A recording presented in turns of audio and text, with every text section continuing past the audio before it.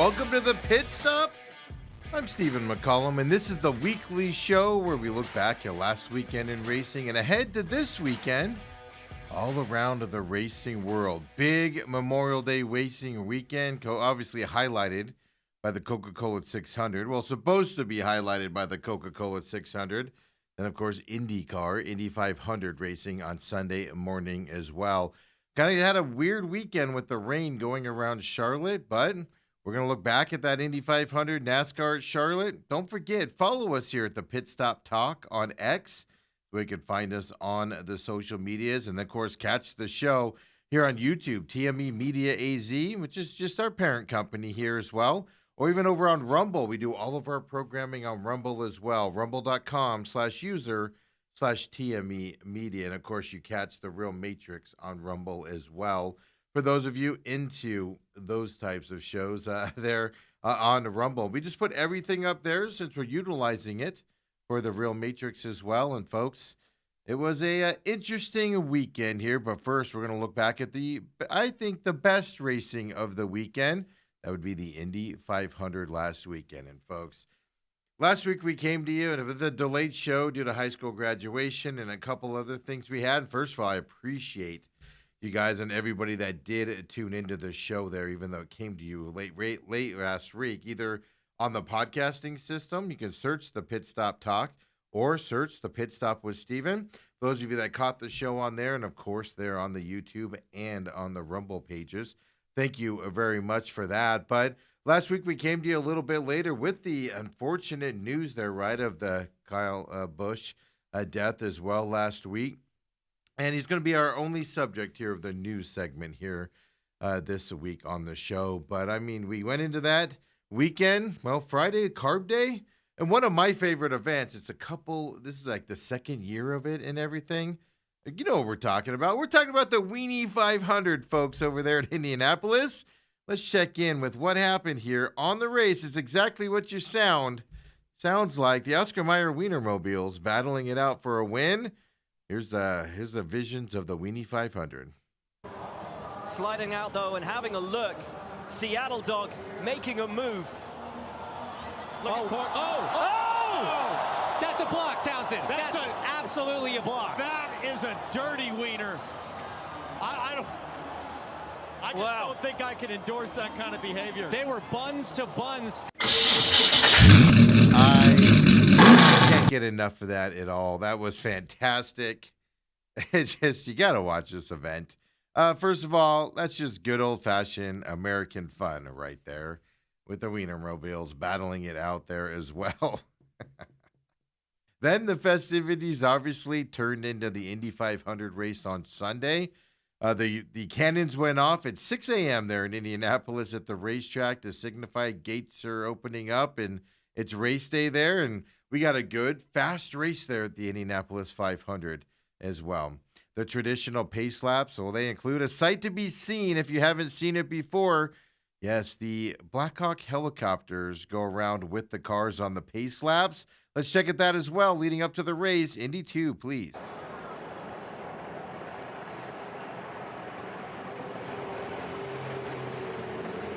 What a sight. There's the 38th Combat Aviation Brigade. UH-60M Blackhawks fly above the stars and stripes of Santino Ferrucci's AJ Foyt racing car and this entire field.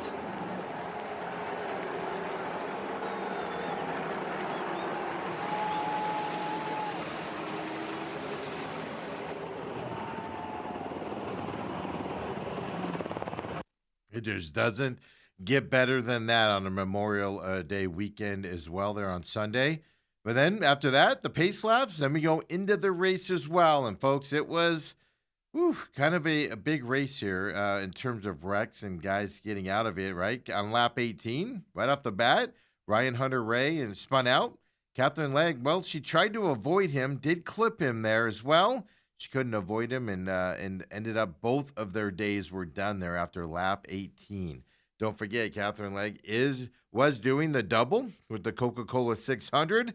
And there was no question now if she can make the Coca-Cola 600 as, of course, leaving the Indy 500 after 18 laps here as well. By the way, first woman to complete this, if with the Coca-Cola 600 and that double.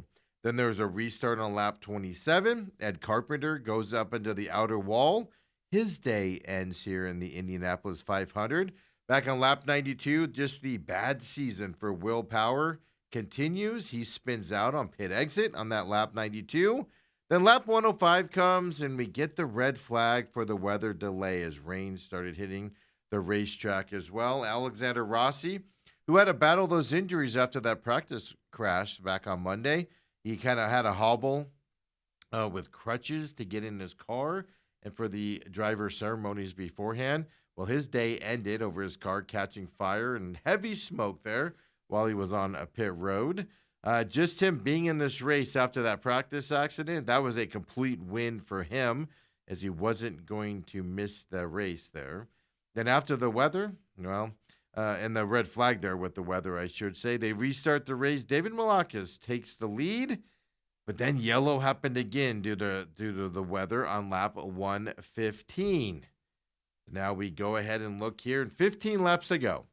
Pato O'Ward has the lead. Felix Rosenqvist makes the pass for the lead here as well. Let's check into that. Indy 3, please. Oh, my goodness. Pato O'Ward just did a 2:07. David Malukas is at a 2:17. 20 seconds back still is Malukas, but he is flying now. And you heard the call from Will Anderson on Pato O'Ward's radio. If you've got to let him go, let him go. We'll use him as a tow, as I believe that's Sato trying to get into the mix there. That's Mick Schumacher. Oh, excuse us. Mick Schumacher, who is a lap down, is mixing it up. Red, white, and black car. And here comes Rosenqvist. And that's the lead for Felix Rosenqvist. Pato O'Ward drops down to second. I mean, look at that. Just racing behind him, pulls out, goes in front of him, past him. And that's kind of a precursor to how this race ends here as we're watching these guys battle it out at those top speeds around the Indianapolis 500 oval as well.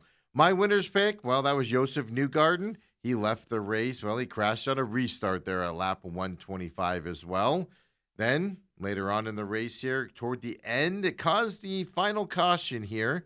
They ended up having to go red to preserve a victory, or not an under caution victory.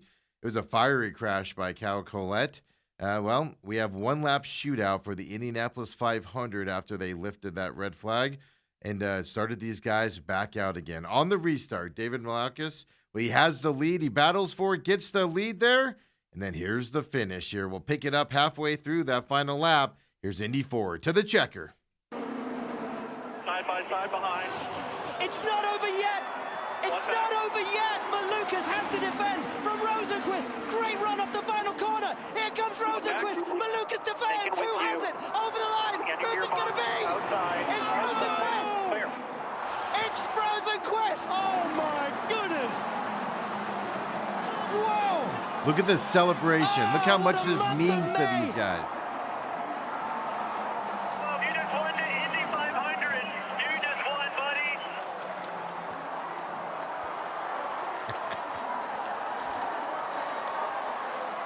Wish you were here.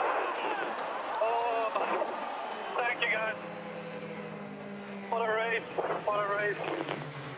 The driver, of course, ends up, Felix Rosenqvist captures his first Indianapolis 500, closest finish ever in this race. Not only 1 and 2, 3, 4, and 5 all finished less than a second later as well, as everybody was battling here for those top 5 positions in this race as well. David Malakis just tore up after this race as well, as you saw there. Had the lead, passed there by Felix Rosenqvist there at the end. How close was it? 0.0233 seconds was the victory for Felix as well. On that, I got a picture of how close it was for you. Indy 5, throw this up. Yeah, start finish line. Look how close it was. Not even a quarter of a car, roughly. There, the wing being the one that's cleared it. The tires for Felix still in that, on the brickyard there of the start finish line. That's how close it was. 0.0233 seconds. As I said, the 3, 4, and 5 spots were less than a second after this. They were battling it out there as well. So we showed you the broadcast win here and how close it was. Just unbelievable how these cars are just racing behind. Boom, pulls out, gets in front of him, then pulls back in front of him again. It's how they move out there at those 230-plus mile-per-hour speeds. Well, IndyCar did a great job here of watching us and doing it inside the cars as well. Here's inside Felix's car here on that last lap to get the win. Indy 6. Go get him here. Go get him to the line. Come on. You're all clear. You and him. You're all clear. You and him. Region. Deploy, deploy, deploy.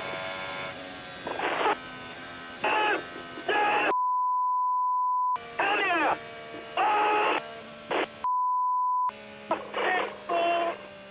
Red 12, you just won the Indy 500.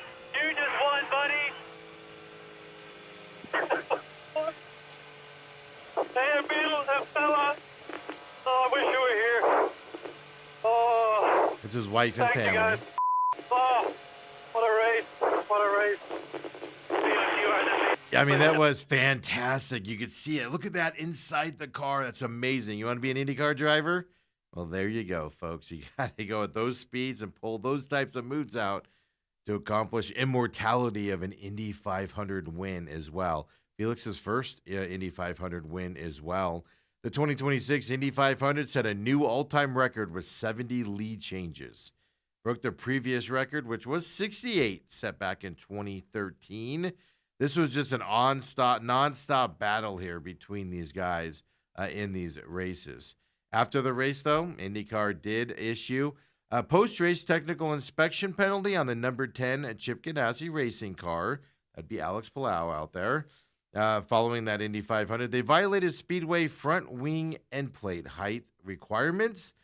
They have been penalized 5 championship driver points and entrance points, and the team has been fined $10,000 as well. I saw the statement from Chip Ganassi Racing, and they said they don't, they understand the penalty. They said it happened during the race, and no point were they trying to cheat, and they're not appealing it. They're accepting that penalty moving forward. But a lot of controversy there, right, because of who that driver is.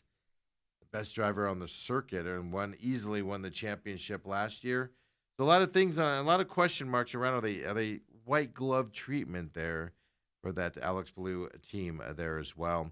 Let's throw up the top 18. This is the finishing order of this race. Top 18 is what you see on your screen there. Obviously, Felix Rosenqvist, number 1, David Malakis, who I love the way he's running there with Team Penske this year. He's going to get a victory. Of course, finished, I believe it was second here in Phoenix. He was on the podium in Phoenix here, and I love the way he's racing. And he was just distraught after this race, not coming through with that victory. His teammate, Scott McLaughlin, finished third there with Team Penske.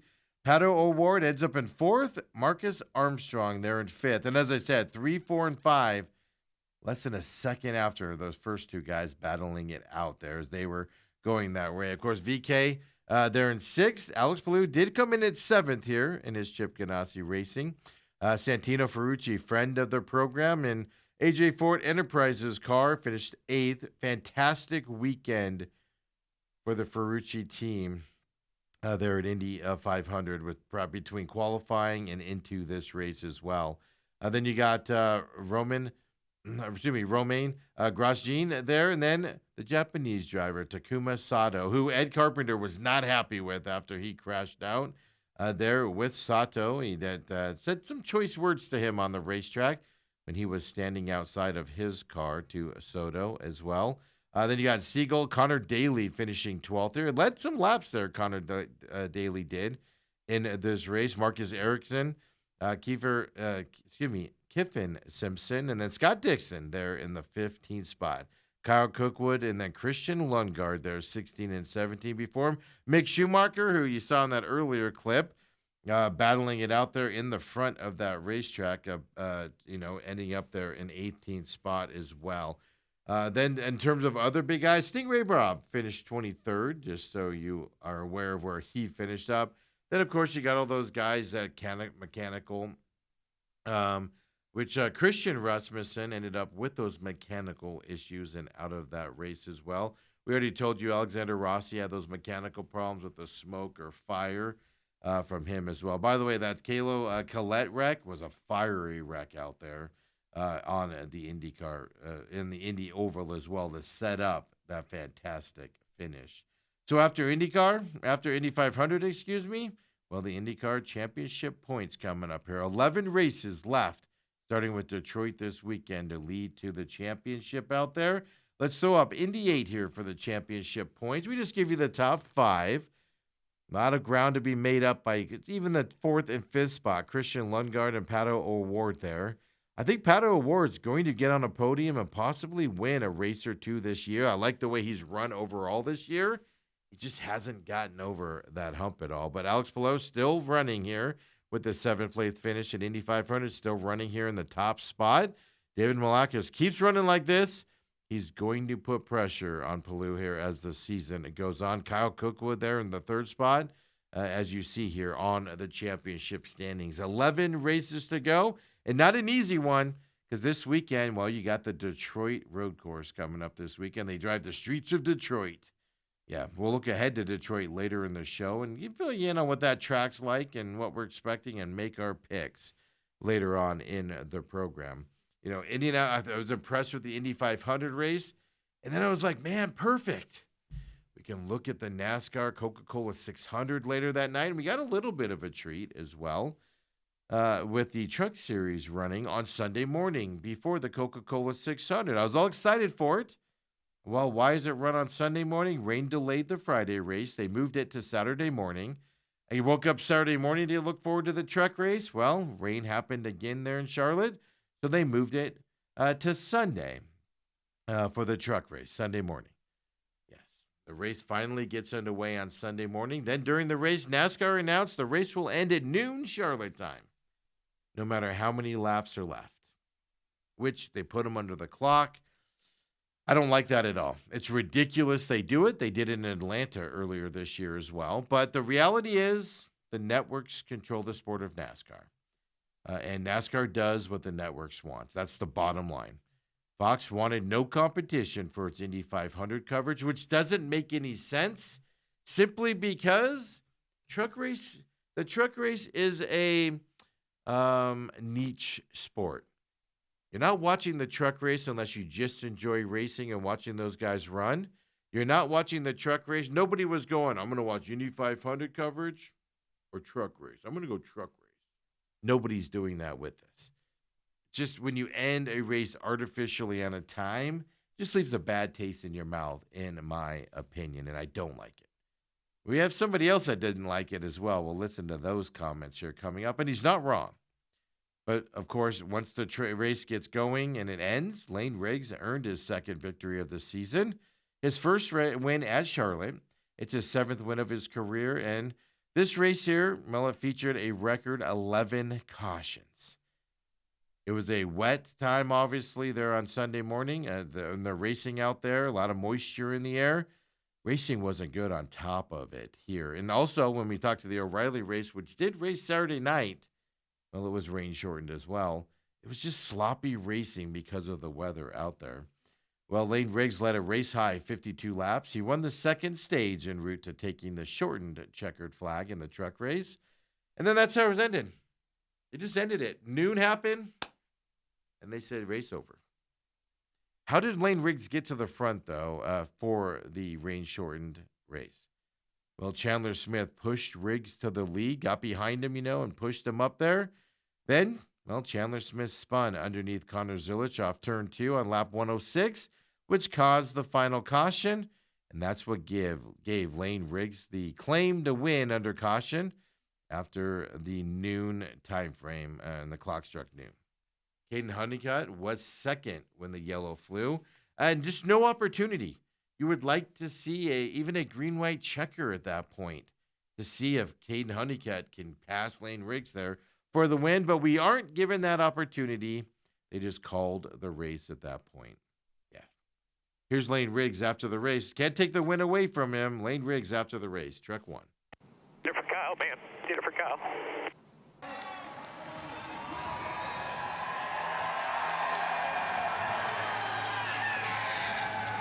I hope he'd be proud of that performance. Just our hearts are really heavy this weekend, and just been trying to kind of struggling with it a little bit and just trying to have my game face on and right, but these guys are nothing but put a smile on my face. I mean, every winner this weekend did the Kyle Busch bow. Everybody, thought about him. Racing's a close knit community. A lot of guys, have interacted with them and got some good work, especially on the Truck Series. A lot of guys in the Truck Series have a lot of interactions with Kyle Busch because of his dominance on the Truck Series. Used to own a team and things to that effect out there. So a lot of heavy hearts down there. A lot of every victor gave the Kyle Busch bow after winning as well this weekend. Caden Honeycutt did finish second. Well, he had some things to say after the rain-shortened race. He is not wrong on this. This clip's about 2 minutes long after the race. Let's get into it. Caden Honeycutt, Truck 2. Runner-up Do here in you, Charlotte do you today. find yourself, what are your thoughts on the decision there to not go green again there? Are you all right with that? No. We're against the time clock. I mean, what the hell are we supposed to do? So, same thing in Atlanta, same thing here this weekend. I feel like if we have to run against the time clock, then we shouldn't be racing. These guys pay way too much money, put way too much effort to come over here and run probably 30, 40 green flag laps, especially when we live 20 minutes away here. But, thanks to Tricon, Toyota Racing, this whole Team 11 team, Safe Flight, Foster Love for the support. Just maybe could have had a restart, maybe could have got him, maybe not. We'll never know. Where is the 34 better than you? Having no green flag laps. I mean, we never went green more than 5 laps, so it's pretty sad all day. That's really about it. Just had never green flag laps. Nothing to move around. By the time I caught him, it was already a caution. So just a bad day for everybody.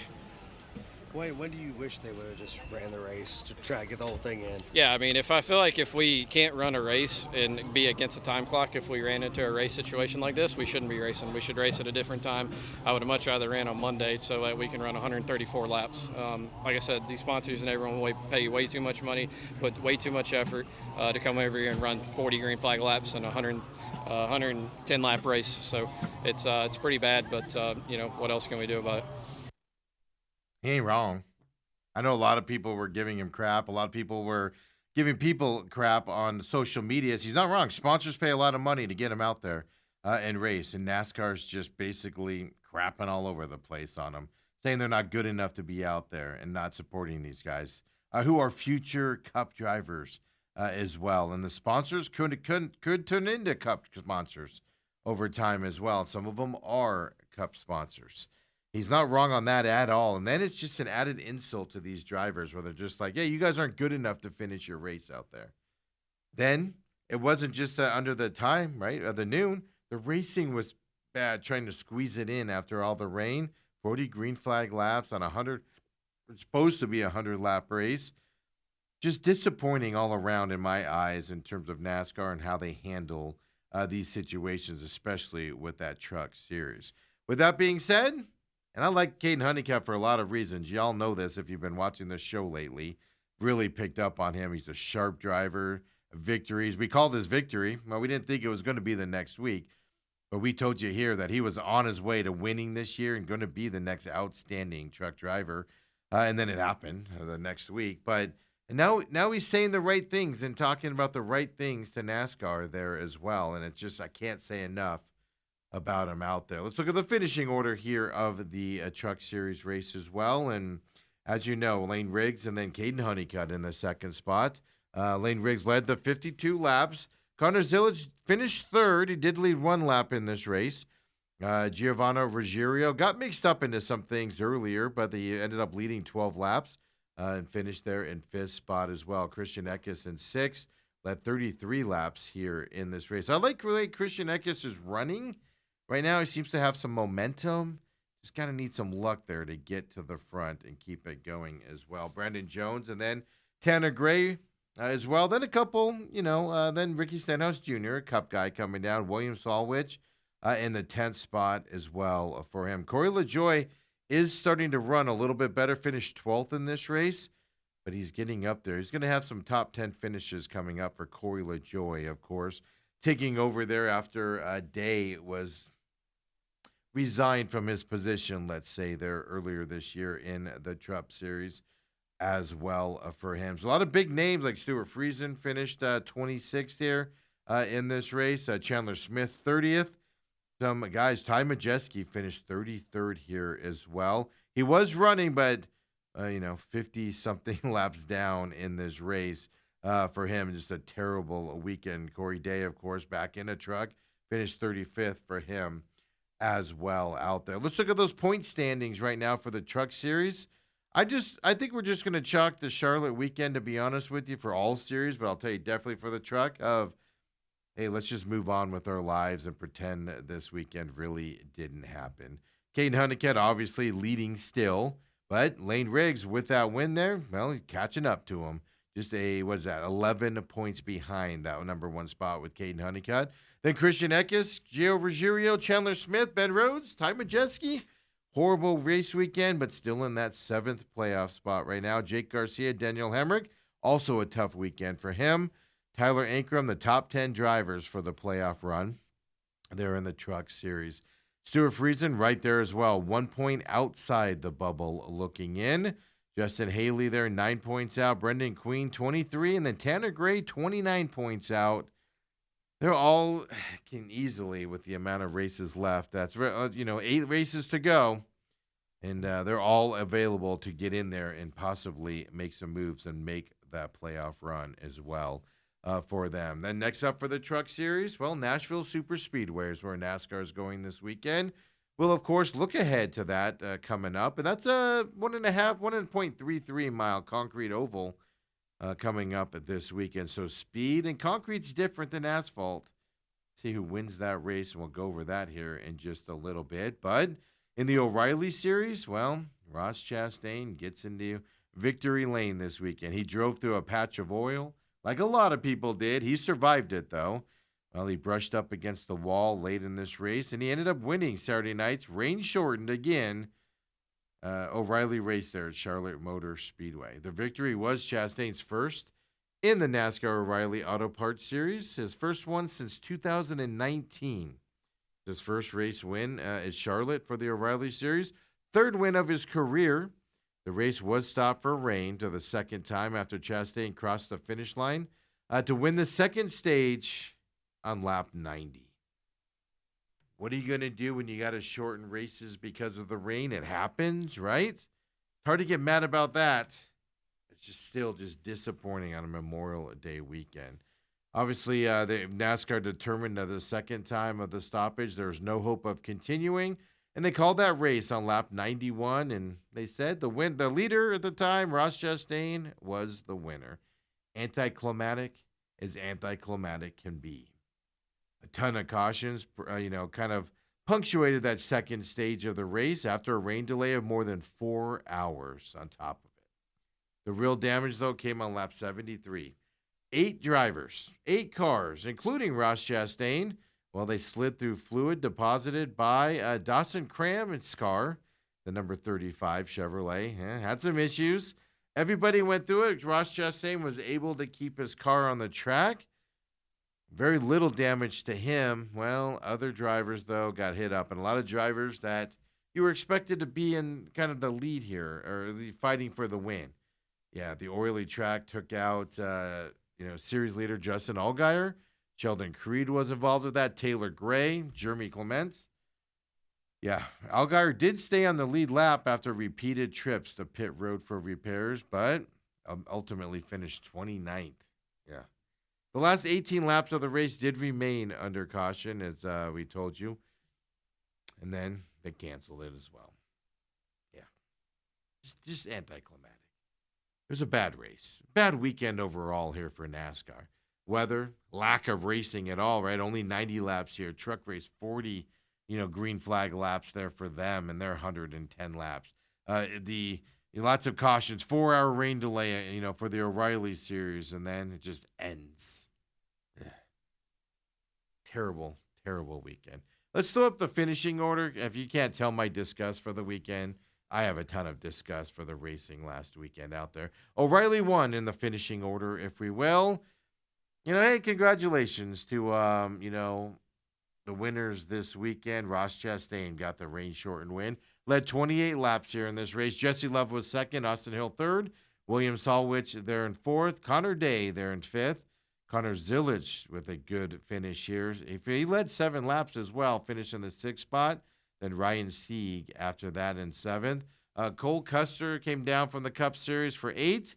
Carson Quapple there in 9th. And then Raja Karuth in 10th here in the O'Reilly Series as well. Then other playoff guys we're paying attention to, Sammy Smith 11th, Parker Retzlaff there in 12th, Anthony Alfredo there in 13th as well from the playoff perspective out there.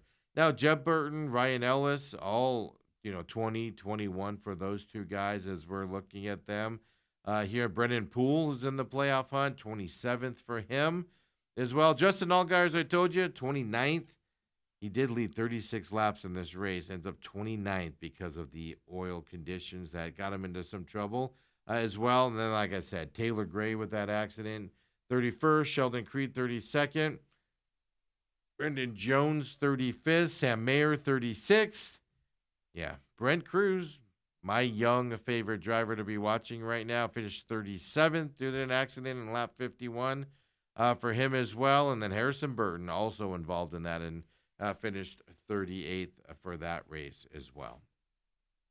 It's hard to talk about racing when there isn't any. Pretty simple. Let's look at the point standings for the O'Reilly Series as well.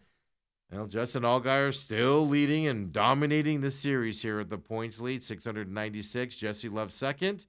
Corey Day, Sheldon Creed, Brandon Jones, Austin Hill, Sammy Smith, Carson Quapple, Parker Retzlaff, William Solwich, Sam Mayer, Taylor Gray there on the inside the bubble. Outside the bubble looking in, Raja Karu just barely 2 points outside that final spot. Ryan Sieg there in 14th, 15 points out. Brent Cruz, terrible weekend for him, but 29 points out in that 15th spot. And then Brendan Poole, 78 points out for him in that 16th spot. I know there's plenty of racing left. This is race 15 of a lot. We're about coming up on halfway through the season, but it's just you're getting really far out there in points to where you're going to need a lot of things to happen, even though there's plenty of racing left there to get back into that playoff picture there for him as well. Nashville and hopefully better racing weekend is up next for the O'Reilly Series. We'll look ahead later in the show at the Nashville Superspeedway racing coming up as well. But first, we got to talk about the Cup Series out there. An emotional weekend around Charlotte. If you're on social media and you saw the video when they took the 33 car, which used to be the 8 car there, we'll tell you all about that coming up, of Kyle Busch, when they took it down off of the hauler and unpacked it, how everybody went silent as that car came down off the top. Down to the ground. Everybody was quiet as they went through that whole process. And just an overall emotional weekend in Charlotte. If you don't know, racers live in Charlotte. They're all 20 minutes from that track and everything. So everybody was right there after that Kyle Busch death as well. Well, they paid tribute to Kyle Busch before the race as well. That's where Busch's widow, Samantha, and son, Brexton, even her daughter there, young daughter, Lennox, made their first public appearance since Kyle Busch's death there on Thursday. Yeah, just heartwarming moments, right? Kyle Larson's son, knows obviously Brexton pretty well and walked up to him and gave him a big hug beforehand when they were doing the tributes and everything to that effect. So just an emotional time, dreary, rainy. And then, we got to talk about the racing. Catherine Legg, well, she left the Indy500 early in that wreck in lap 18. Well, she started the Coca-Cola 600, officially made her the first woman to run the Indy500 and Coca-Cola 600 on the same day. She ran the whole rain-shortened Coca-Cola 600, meaning she was out there when the race was called at the end of that race as well. Well, when the race was called due to the rain, Daniel Suarez claimed his third victory of his career as well. 27 laps short of its scheduled finish here for the Coca-Cola 600. Longest race of the year for these guys. Yeah, rainstorm came and just drenched the track. No way to save it at that point. Would have taken forever to dry it out, so they just called it. Well, how did Suarez get to the front there for the rain shorten? Well, they were paying attention to the weather maps. Suarez's crew chief, his name's Ryan Sparks. He made the call that won the race, right, during pit stops under caution for lightning in the area on lap 356. That was when lightning was happening, but the lightning was moving away from the track, so they didn't red flag it or anything. They just went to yellow at that point.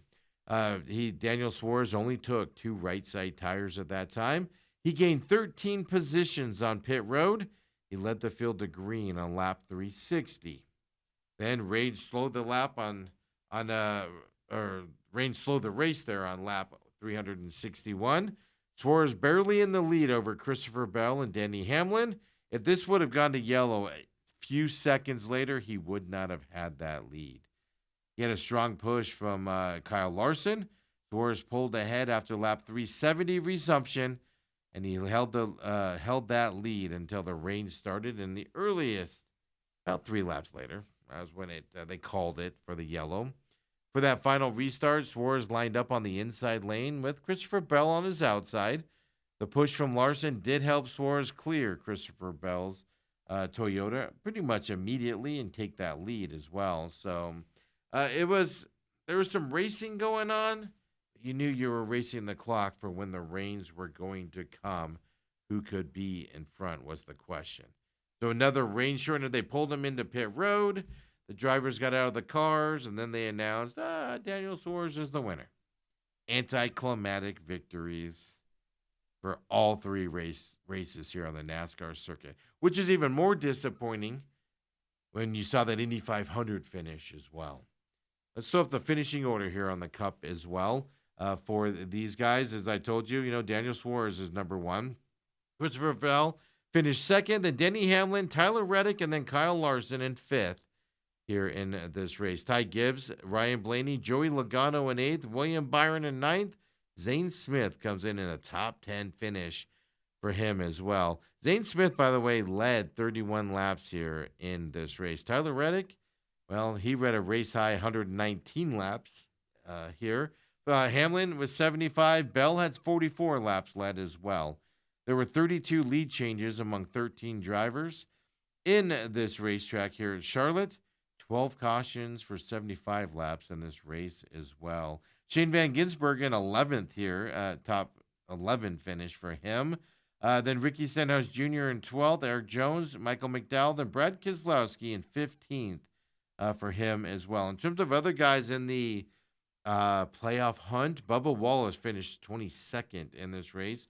Carson Hocevar, 23rd here. Noah Gragson, 24th here as well. Austin Hill, well, running that 33 car, which was the 8 car of Kyle Busch. They're no longer going to have the 8 car out there. It's moved to the 33. And Austin Hill's running that car. He finished 27th in this race as well for them. Chris Buescher finished 30th.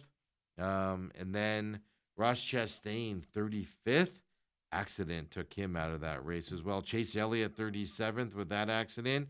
In lap 89, Austin Cedric and then Connor Zilic. Disappointing days. 52nd lap accident takes both of them out here in the Cup Series as well.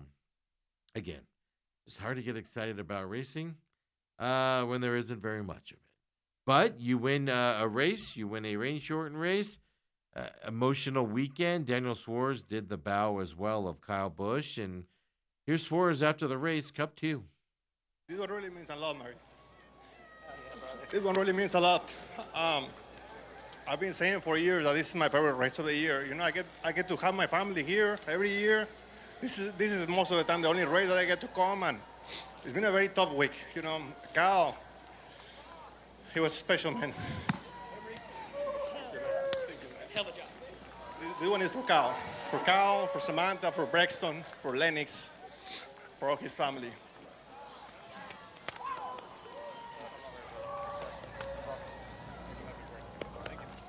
Two that were on our pre-race stage before the race, both showing emotion. This is very special.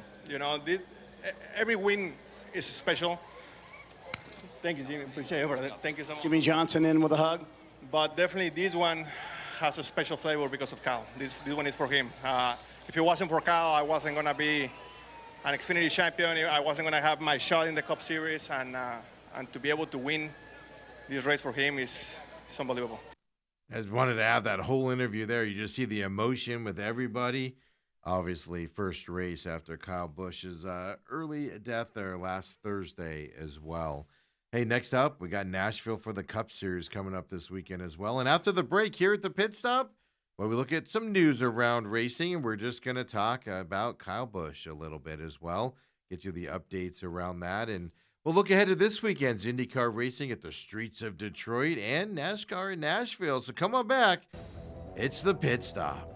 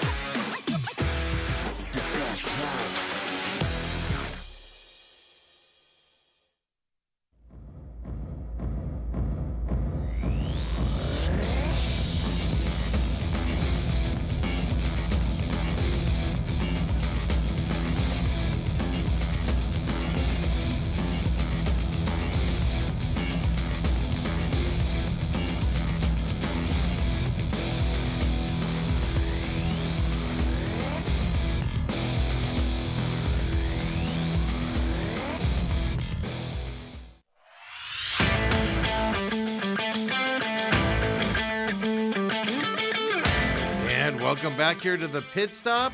Every week we look back at last weekend in racing and ahead to this weekend as well. Of course, just look back there at the Indy500 and the McCollum racing at Charlotte last weekend. Join us on X at the Pit Stop Talk is where you can find us there. Catch the show on YouTube. Just look for TME Media AZ. And also on Rumble, rumble.com/user/TME Media. Follow TME Media AZ on X as well. That's the production company here, and follow that on X as well for announcements around the shows and everything. And before we get into this weekend in Nashville, as we look ahead, obviously the big news last week, and on last week's show, we were just getting the news of Kyle Busch's untimely death there as well. And over the weekend, they did the big tribute to him with his family there at Charlotte as well. And the family of Kyle Busch did release a statement last Saturday regarding the cause of death of Kyle Busch. They said, quote, "The medical evaluation provided to the Busch family concluded that severe pneumonia progressed into sepsis, resulting in rapid and overwhelming associated complications," unquote, is what the family put out in that statement. Now, I know sepsis is a thing. I know pneumonia kills a lot of people throughout the year. Had no idea it was something that young people need to worry about out there with no history of breathing problems, etc. If anything, this is an eye-opener to not let pneumonia and things like that go too long without being treated because it can be fatal. A lot of older people get taken out by that pneumonia as well based off of that stuff. So kind of an eye-opener here reading about that and just learning more about that out there with Kyle Busch's death. Richard Childress Racing also announced last week that it would retire the number 8 for the remainder of the 2026 season. All in Kyle Busch's honor as well. They did say that they were going to hold the number 8 number for Brexton Busch if he wants to. When he is time for him to come up into NASCAR, they're going to kind of hold that for him. So they kind of retired that number. Now, the 33 car is what they debuted instead of the 8. They moved over to the 33 Chevrolet. That was driven by Austin Hill at Charlotte as well. Now, there's a number 8 car, kind of a tribute to Kyle Busch on that car, but that 33 car is taking over as the 8 car moving forward there for the Cup Series as well. And now racing this weekend. And we get a look ahead to IndyCar here first. And IndyCar leaves that dramatic finish there on the Indy 500. They head to the streets of Detroit. How big of a difference these races are out there. Qualifying is Saturday at 1 p.m. Eastern, 10 a.m. Phoenix time. Practice on Friday afternoon on Fox Sports. And, of course, on Saturday morning before qualifying, there's practice as well. The race is Sunday at 12:30 p.m. Eastern time, 9:30 here in Phoenix as well, going through the beautiful streets of Detroit. 100 laps there in Detroit. Kyle Kirkwood is the defending champion. He won this race in 2025. The way Detroit looks, concrete walls line the 10-turn, 1.645-mile circuit. The quarters, basically, and the quarters, they're tight and come in as they come in this series. You are not going to escape if you're entering these corners with another car. Well, you're going to be rubbing against them this weekend. And potential contact will be the danger for the weekend for anybody that wants to attack in a corner. Everybody's going to. Who will survive the racing this weekend coming up in Detroit? The corner at the end of the nearly 3,700-foot Jefferson Avenue straightaway, well, it invites trouble. Yeah. That's the big one that everybody pays attention to, but everywhere else causes trouble as well. At least 8 cars were collected in cautions in last year's race. Full course yellows waved 5 times in this Detroit race. It's one of those things where they're racing hard to get to those corners. Nobody wants to give up their room. And the next thing you know, both out of the race, or multiple cars out of the race as well. IndyCar has raced this format in Detroit 3 times now. This will be the 4th one this year. All 3 winners of the street circuit version of this event. Alex Palou back in 23, Scott Dixon in 24, Kyle Kirkwood, yes, last year as well. They're going to be obviously seeking a return to the victory podium. Palou should be considered a favorite if you don't know who he is. He'll be the favorite to win almost pretty much of any of the remaining races here in the series. About 11 left in the season. I do like the way David Malaukis is driving. Love him a lot, but I'm a little worried about him. Does he have a hangover after that emotional second-place finish at the Indy 500? If you saw him after that race, just emotional wreck of not being able to pull out that win after Felix Rosenqvist passed him. Pato O'Ward continues to have good runs. If he can't get over the hump for the win, this the weekend he gets there as well. I will tell you this, pay special attention to Santino Ferrucci. You know, friend of the program here. We, of course, interviewed him when IndyCar was out here in Phoenix. He had a really good Indy 500 weekend for qualifying and race. He also finished second last year, his best finish here at the Detroit race as well. Yeah. Who's going to win this race this weekend? I think it comes down to a couple guys. I'm going to take Kyle Kirkwood out as the defending champ. He'll be there in the front, though, this weekend. Do we go with the surprise of Santini Ferrucci? He's got a chance in this race as well. He likes, when we interviewed him, he likes the tight corners, likes what he can do on these types of racetracks out there. I like Scott Dixon this weekend, but don't. David Malaukis, man. Unbelievable racing this year, was on the podium here in Phoenix earlier this year, has raced really well. Same with Pato O'Ward. One of them get this win. Scott Dixon, I think, is going to do something this weekend here in Detroit. I'm not going to take David Malaukis. He is somebody I would pay attention to. I'm just worried about that Indy 500 hangover going into this weekend. I'm going to go with a little bit of a long shot here and say Scott Dixon wins the race here on the streets of Detroit this weekend. If I had some Eminem lyrics, I'd play them for you right now as well. Scott Dixon, IndyCar winner at Detroit. And then all 3 NASCAR series are at Nashville Superspeedway this weekend. Nashville, well, it's a 1.33-mile concrete paved D-shaped oval. It's kind of a weird format for it, to be honest with you. But Friday night, weather permitting, right, after last weekend, Friday night is the Truck Series race, 8 p.m. Eastern, which means 5 p.m. here on the West Coast. Truck Series is always on FS1 for you out there. Practice is earlier on Friday, noon on Friday. as well. Can catch that on FS1.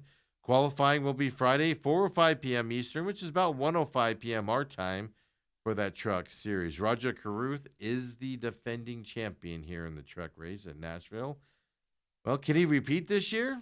He knows what it takes to get it done. Ross Chastain's coming down from the Cup Series to race in this truck series. You know, we don't choose, even though we just assume the Cup guys are going to win, so we don't choose them as winners, you know. But Jesse Love's coming down also. He's running the 77 truck. He's coming down from the O'Reilly Series. Who gets the win here in Nashville? One, concrete course. Runs differently than asphalt. Some guys that run really well on asphalt cannot run well on concrete. We've talked about this kid a lot here, and it's hard to go against him. I thought he could have won at Charlotte last week if given the opportunity to finish that race before the rain ended. I think he's a little fired up after you saw his comments earlier this race. I'm going with Caden Honeycutt here. He spoke his displeasure with the clock last weekend, didn't like the not having the opportunity. I think he's going to take it out on the field here on this 1.33 concrete oval coming up here with the truck series this weekend in Nashville. In the O'Reilly series, similar type of a thing. But these guys race on Saturday, 7:30 p.m. Eastern time, 4:30 p.m. out here on the West Coast. Obviously, the O'Reilly series is always on the CW here as well. Night race in Nashville. And I was going to check the weather here. I'll check the weather here before we go off the show here. Practice is Saturday, 2 to 2:50 p.m. Eastern time, which is 11 to 11:50. Qualifying, it happens 3:05 to 4 p.m. Eastern time, which means noon to 1 p.m. out here on the West Coast for us out here. Kyle Larson's coming down from the Cup Series to run in this. As well, Cleto McFarland, he's getting back into the O'Reilly Series car this weekend as well. Kind of a favorite to watch there. Kyle Larson obviously is the favorite coming down from the Cup Series to win. And as you know, we don't generally pitch the Cup guys or pick the Cup guys to win. We just expect them to. Here's the question. Justin Allgaier is the defending champion of this race. He runs really well on concrete ovals. Jesse Love does as well out there. I'll tell you this, Sheldon Creed runs well on the concrete. Not as well as asphalt, but on concrete he can have some success. Who I would pay attention to, it's not my pick, but who I would pay attention to is Jesse Love this weekend to win this race and see what he could do out there. So keep your eye on him. I think Justin Allgaier is going to win this race this weekend. I just think the concrete, the Nashville after what happened in Charlotte, I think Justin Allgaier is going to have the speed to get out there. And as I said, the rumors are out there. He's going to retire after this year. I'm expecting him to kind of turn it up here as the race season goes on. So the highest O'Reilly racer to finish will be Justin Allgaier this weekend. But don't count out Jesse Love, folks. Then the Cup Series, Sunday, May 31st. This weekend, Nashville, 7 p.m. Eastern time is their thing. Green flag will be 7:18, 7:20, whatever it'll be Eastern, which means 4 p.m. out here on the West Coast. Obviously, Amazon Prime, it'll be their second race. I saw a lot of people complaining about Amazon Prime last weekend in that Coca-Cola 600. I had zero problems with the feed. No lag on my end, no sound issues. I'm not diminishing you if you did have those problems. That's the problem with the streamers. You're at the mercy of your internet or their service or whatever you want to call it. You're at the mercy of that stuff. And a lot of people had problems last weekend. Does it get cleaned up this weekend here on Amazon Prime for everybody that didn't have problems or did have problems last week? Practice qualifying is on Saturday, 3:30 to 5:30 p.m. Eastern time, which means 12:30 to 1:30 here on the West Coast on Amazon Prime as well. Denny Hamlin, Kyle Larson, we know they're going to be fast. They're going to push for this victory this weekend. Then you can add Christopher Bell, Tyler Reddick with his season this year into the mix at this concrete oval, D-shaped oval. Speed, green flag pit stops are going to set a driver up for a Nashville victory this weekend. And what are they going to do is kind of the question we need to look at going into this race as well. As I'm pulling up the weather as we're talking here. Look, it's pretty simple. Denny Hamlin leaves active drivers with 344 laps led at Nashville. Kyle Larson's second on that list of laps led, 264. 80 laps less led for Kyle Larson over Denny Hamlin. Now, Joey Logano, on the other hand, he's won this race. He's only led 9 laps when he won it. You can sneak up and win this race from the drivers who lead all day long. Denny Hamlin, Kyle Larson don't win when they lead a bunch of races here. I think one of these drivers, the winner of this race, is going to get out front early, kind of stay out front most of this race. Even if they get kind of cycled back on a green flag pit stop, they'll be able to roll back into the front and things to that effect. Between the two guys I'm leaning towards in this race, Denny Hamlin and Kyle Larson, I'm going to go with Denny Hamlin to win this race. The reason why? It's because Denny Hamlin's been a little bit more consistent. Kyle Larson and the Cup Series, at least, cannot get into victory lane. He's been struggling to get there at that point. I think Denny Hamlin's running really well. He's running very consistent this year. I think he ends up getting there in the front. The guy I would pay attention to, if it's not one of those two drivers, I would pay attention to Christopher Bell this weekend as well. I do think Tyler Reddick is going to be fast. I just don't know if he can get a victory in this race coming up is the question we got. Weather for Nashville this weekend. Friday, they're expecting rain showers, high of 80 degrees, low of 66. So Friday, expecting rain.